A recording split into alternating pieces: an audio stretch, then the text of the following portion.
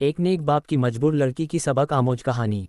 एक आदमी जिसका नाम रहीम था, जो बहुत नेक और शरीफ इंसान था, जिसने कभी अपनी जिंदगी में किसी गैर औरत को बुरी निगाह से नहीं देखा। उस आदमी के घर की हालत बहुत खराब हो गई थी। नौबत यहाँ तक पहुंच गई कि घर में फाके हो गए। उस आदमी की एक जवान बेटी थी।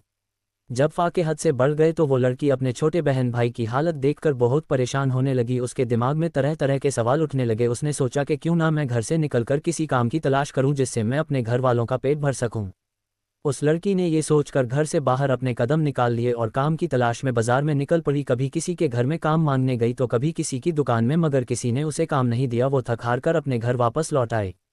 कई दिन तक रोज वो ऐसे ही काम की तलाश में घर से बाहर जाती और शाम को थक हार के घर लौट आती। जब कहीं भी उसे कोई काम नहीं मिला तो वो लड़की गलत कदम उठाने पर मजबूर हो गई। दिल में इरादा करके घर से निकली कि आज मैं अपना शरीर बेचूंगी और कुछ खाना खरीदूंगी।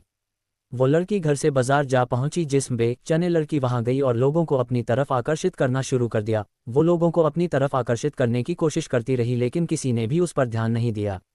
ध्यान तो दूर, किसी ने उसकी ओर निगाह तक उठाकर नहीं देखा। लोग आते और उसकी ओर नजर उठाए बिना निकल जाते। इसी तरह खड़े खड़े लड़की को शाम हो गई। वो परेशान होकर घर की ओर कदम बढ़ाने लग गई।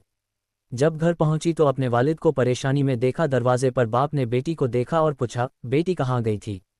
लड़की अपने वालिद की बात सुनकर उनके पैरों में गिरकर रोने लगी और माफ़ी मांगने लगी और फिर रो रो कर सारा माजरा बयान किया कि अब्बा हुजूर, मुझसे अपने भूख से बिलखते हुए भाई बहन की हालत देखी नहीं गई और मैं मजबूर होकर जिस्म बेचने गई थी, लेकिन एक भी आदमी ने भी मेरी तरफ नज़र तक उठाकर नहीं देखा।